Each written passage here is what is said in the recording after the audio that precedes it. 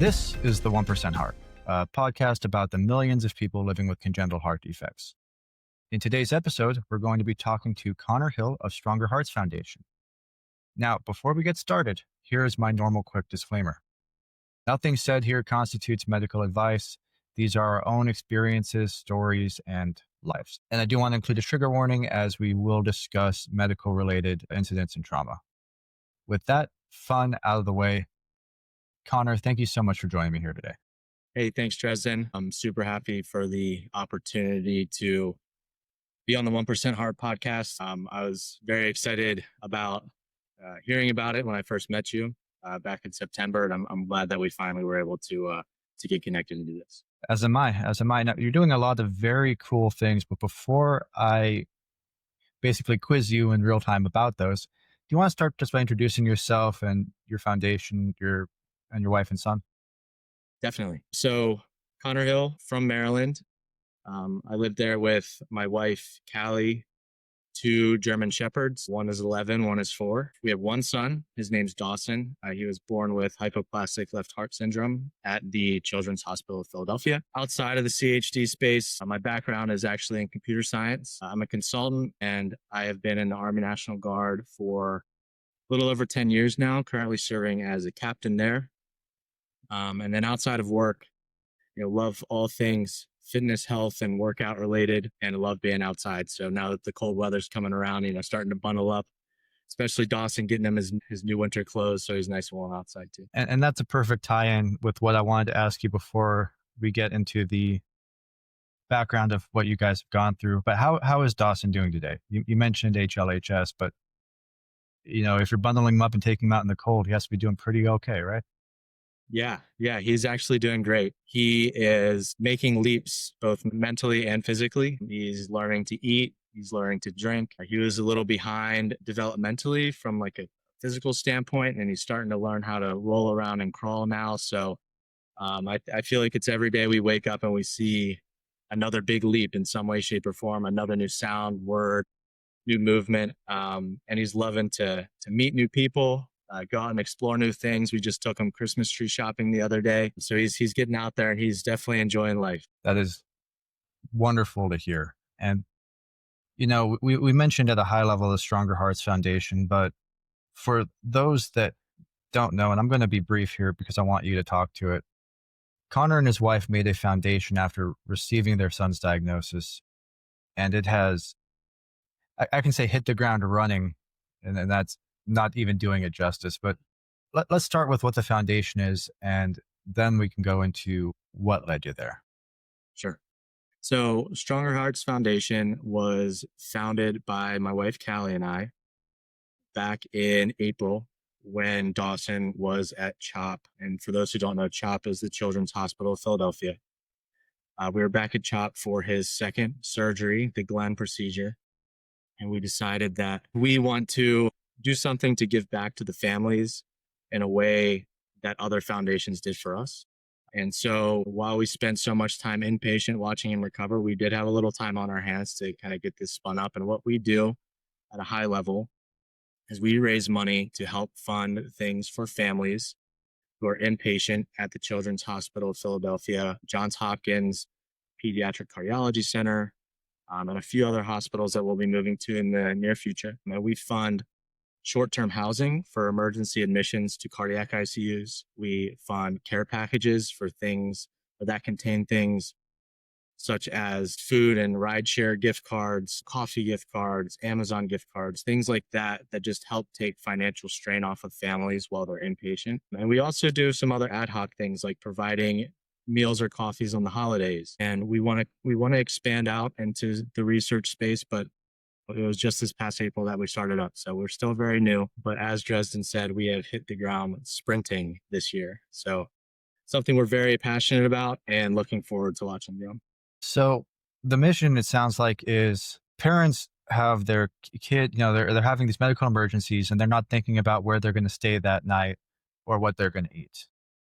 And you guys are coming in saying, here's a care package, here's a hotel reservation or Airbnb. Here is something you don't have to think about right now because you are going through so much. Is that, am I bastardizing it in any way? No, that's definitely accurate. We see that through multiple emergency admissions that we've had and scheduled surgeries. Oftentimes, the last thing you're thinking about when you're life flighted to the hospital, when you watch your kid go back for open heart surgery, the last thing you're thinking about is where am I going to stay tonight? Especially when that isn't reserved in advance. And even if it is reserved in advance at a place like, there are many places. One that comes to mind is Ronald McDonald House. They're very full. They help a lot of people.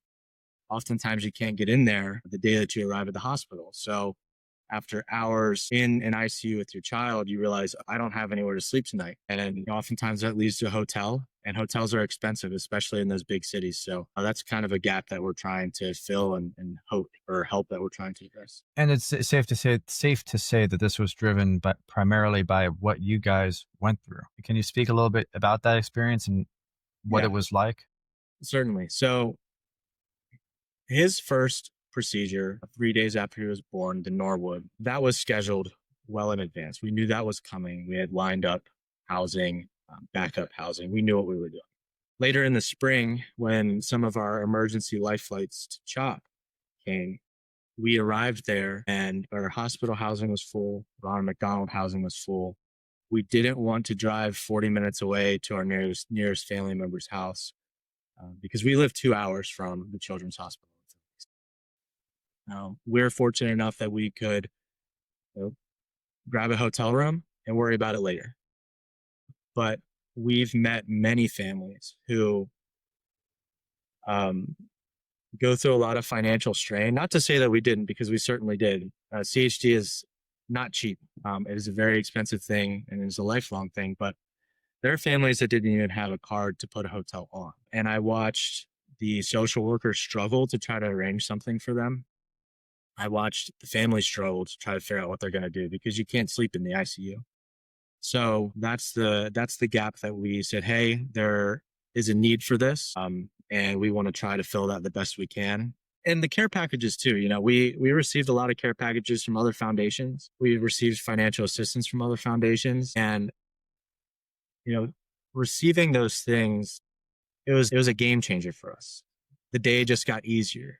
We don't have to worry about everything outside of the hospital. The only thing we had to focus on was what was going on with our child. Game changer is a pretty big description there. I mean, but it sounds like that it was coming in with everything you needed and the things you don't think about needing. And I know I haven't been in this experience exactly, but it sounds like when you're very stressed about what's going on with your child, understandably so, the last thing you're thinking about might be a toothbrush or your morning coffee. Yeah, and I mean, I can give you another good example. This past Thanksgiving, we sent up, I think it was 50 Starbucks gift cards up to CHOP just for families to grab a coffee Thanksgiving morning.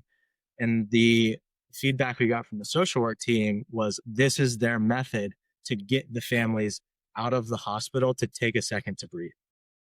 Because you spend so much time in the ICU, you're like, I haven't eaten in 8 hours. I haven't slept in, however much time it's been. And even just the little tiny things like paying for a cup of coffee allows parents or guardians to step out, recharge, because you have to be able to show up at 100% of whatever you have at the time. You have to be able to show up for your child because they're fighting their own fight, and all of these little things, whether it's meals, coffee, taking off financial strain, that is magnified when you're in an ICU.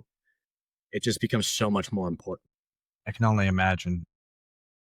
That really brings me to the next part. We've spoken a lot about what Stronger Hearts does, but I haven't had the chance to talk to a lot of parents, and a lot of parents that are fresh out of the experience. All right, if you're comfortable, could you just share?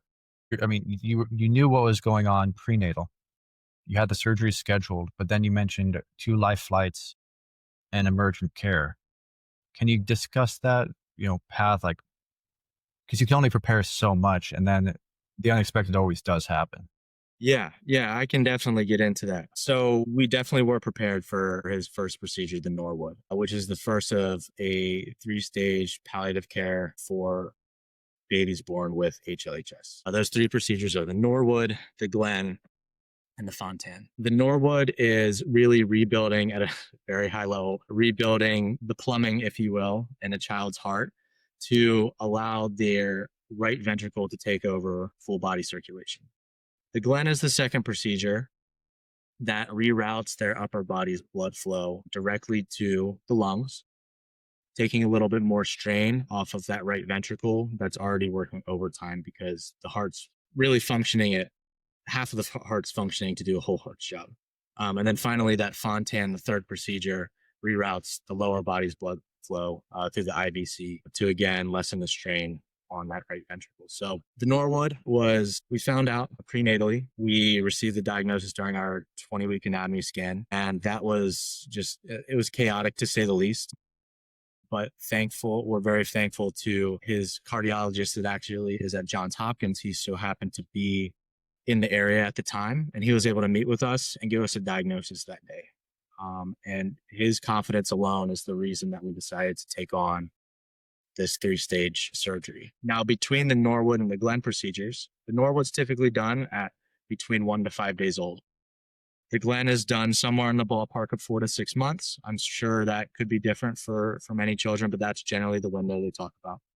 And during those two procedures is what they call the inner stage. And that is the most quote unquote dangerous time for a single ventricle baby. And oftentimes large children's centers will have single ventricle monitoring programs. That's what CHOPS is called. Many big centers have something similar where we check in daily to weekly with multiple different people from the hospital to make sure that Dawson was doing okay. Weight, blood saturations, how's he doing feeding, how's all that kind of stuff.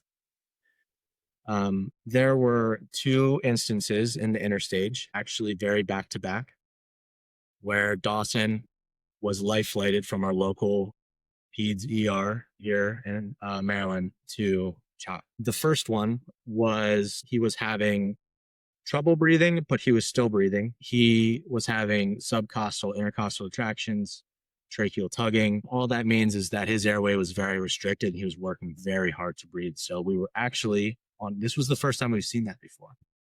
We were on a video call with one of his nurse practitioners, and she said, "Connor, Callie, you need to take him to the ER now." So we took him there. To make a long story short there, they hooked him up to oxygen, got a mask on, and CHOP said, "You know what? We need him up here, stabilize him. We're going to life flight him up." And that instance of a life flight, it brought a level of, if we weren't already very serious about it, we were serious then. We were like, it was kind of a gut check. He seemed to be doing really well as he could be. And out of the blue, he starts to lose his ability to breathe. And we were like, oh, this is very real and very likely. The second life flight was what Callie and I describe as probably the scariest day of our lives. And that day, Dawson was practicing his feeding with spoon dips of puree. He was making a little bit of progress there before the Glen, which was amazing. And all of a sudden, we didn't hear a breath. And we looked at him, and I said, "Callie, he's turning blue." And our first thought was, okay, we need to get him in the car. We need to take him to Hopkins. That's our closest PEDS cardiology center. She ran upstairs to get something, to come right back down. And I said, "No, Callie, we can't make it to Hopkins. We got to go to our local hospital," which is luckily 3 minutes down the road. And we didn't call 911. We threw him in the car. She got into the back with him, and I drove as fast and as aggressively as I could. Judge me or don't, but I was getting him to the hospital. It was to the point where she was almost performing CPR in the backseat of the car. We rushed him into the hospital. He got on the table, and we watched his blood saturations fall from 80 to 70 to 60 to 50. I saw fear in the nurse's eyes. I saw fear in the doctor's eyes. I saw fear in Callie's eyes. I have fear in my eyes right now, and I know how the story ends. Yeah. And to be honest, there was a time that I thought we were going to lose him that day. But I tell you this story because, and I tell a lot of people this story because, they got on the phone with CHOPS Cardiac ICU. They were doing things in that local ER room that they never do. They don't know how to do, or maybe they haven't done in years. CHOPS telling them to push heparin through an IV in his arm. They're telling him to do this and that just to save his life. Finally, he was stabilized. He fell asleep. I can imagine that's a very exhausting thing. But he fell asleep, but his vitals were stable on the screen. And I think, needless to say, he had another life flight up to CHOP. What it actually was a rotavirus, a GI bug that he lost too much fluids, went into acidosis, and then his little body couldn't keep up with it. So those to to give you the longest answer for that question, that's kind of how our experience with those two life flights. Yeah, I was gonna pause you after the first half to talk more about the gut check, but the second part there, I can only imagine. I can't even imagine how it must have felt for you and for Callie and the relief afterwards, especially when he's like, okay, you guys did it. I'm going to take a nap now. Yeah. Well, he was only in the hospital for 4 days after that. He went up, they gave him an echo. They checked everything. They're very thorough. Yeah. Decided it wasn't an issue with his heart. They're like, he just needs to get over this bug. We'll give him fluids. 4 days later, we're home. It was. I don't know what to say to that. I Yeah. mean, it makes sense logically, but there's something in the back of my head going, what? Yeah.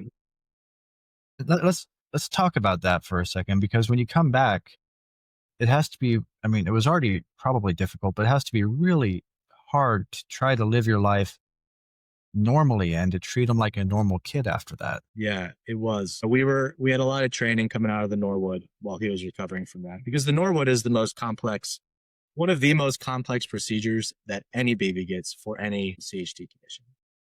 So the recovery is a long time, especially in their newborns too. So during that time, we received a lot of training on how to take care of an interstage baby and how to take care of a baby who might be going into heart failure at any given time, so on and so forth. So we watched over him all the time. We were always very aware of what was going on. But over time, he started to fool us a little bit because, he's doing well. He hasn't shown any problems. He's showing steady growth, mentally, physically, all of that kind of stuff. But when we got home from that second admission, or really our third admission, including Norwood, after that second life flight, every breath we were aware of. He has some tracheal compression from some of the arteries that were moved around during some of the surgeries. So he struggles with a tight airway anyways. Oftentimes we could hear him during the interstage, like all the time. When he's sleeping, you can hear him. We would be asleep at night, and subconsciously he would go silent just because he was breathing fine, not because he stopped breathing. We would both jump out of bed. We would lose sleep. We were hyper aware all the time.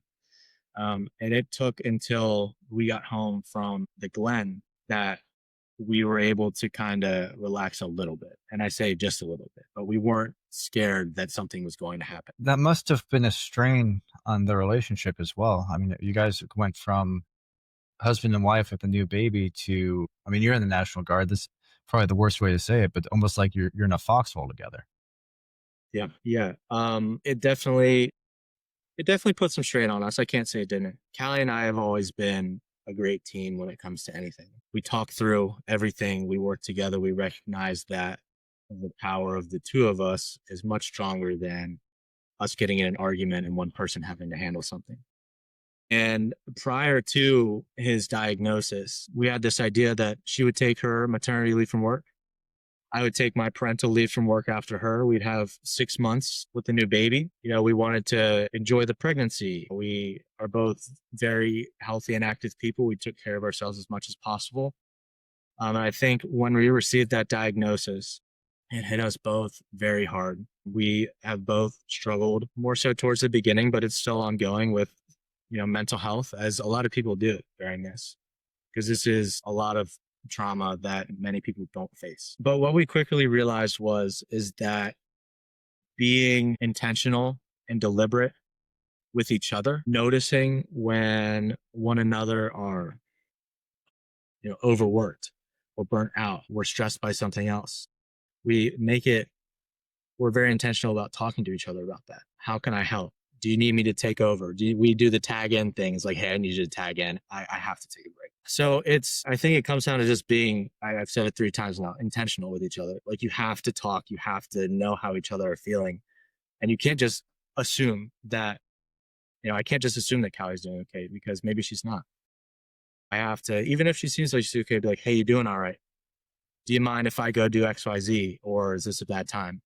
I think it's forced us to grow and mature in our relationship, definitely. Towards the end there, you're using actual examples of questions you ask each other, and I want to want to push on that again because I think that's going to be a very good takeaway for parents listening to this now. You say be intentional with each other. You say tag in.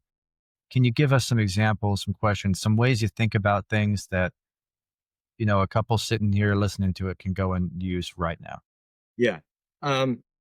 So a couple different things. Recognizing the fact that when you're raising a child with CHD, you alone, you will burn out. And recognizing that if you or your spouse have been single-handedly taking care of your child for a few hours, you don't have to see them burnt out.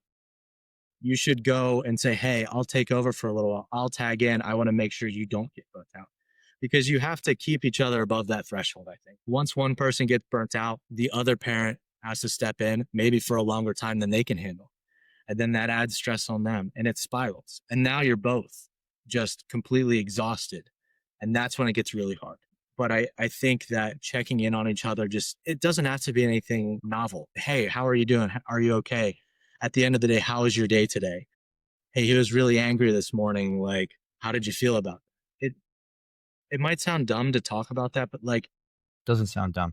just being direct. I often go to Callie and tell her that she did great today because I can see there are many days. I'll take a step back. Before the diagnosis and before Dawson was born, Callie worked down in Northern Virginia 4 days a week. And I work from home. I'm in consulting and I work from home, thankfully. And ended up changing up her career a little bit to where she now works here in town because it was just too hard. I would get burnt out during the day. I couldn't work during the day. And so now that she's home more often, during the day when I'm working, especially days that are packed with meetings, she might have them for 4 or 5 hours. And I need to make sure myself that I legitimately recognize the things that she does during the day and to let her know that she did great. Because if she went 5 hours and Dawson's having a bad day, he's teething right now. He's going to yell at you no matter what you do. That can be really exhausting for her. It can make her feel like she's doing a bad job. And I say that to say that you need to make sure your spouse or significant other, whoever it is, knows that they are doing a good job, even on the days where it doesn't seem like it. I think that's very important to do too. It's almost like it's not even, they might even know they're doing a great job, but it's the fact that you're acknowledging that you're telling her that you see the work that she's doing and you're acknowledging the work that she's doing. So even though she knows she's doing a good job, and she probably does, she may not, it's taking it a step further and letting your spouse know that you see it and you're aware of it, of the effort. Yeah. Yeah. It's all part of that relationship building too. You say relationship building and I'm like, okay, you're going back to consulting speak. I can't get I had to get one jab in there. I had to. Here, let me circle back to relationship. No, but you will be one of two things will happen to a relationship in CHD, I believe, and you will either break and shatter or you will be forced to grow together.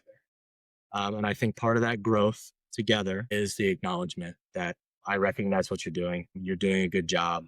Even if you wake up having a bad day, you're giving 100% of what you have. And that's always going to be good enough just to show up. Beautifully said. Beautifully said. And this is where I'm going to transition to the second part where we're going to discuss, we've talked about your experience and at a high level what the foundation does, but next episode, we're going to really dig into the foundation, the day-to-day, and figure out how you guys decide to find those synergies for, value added. I'll quit throwing the jabs in now. All right. We will talk to you guys all shortly. Sounds good.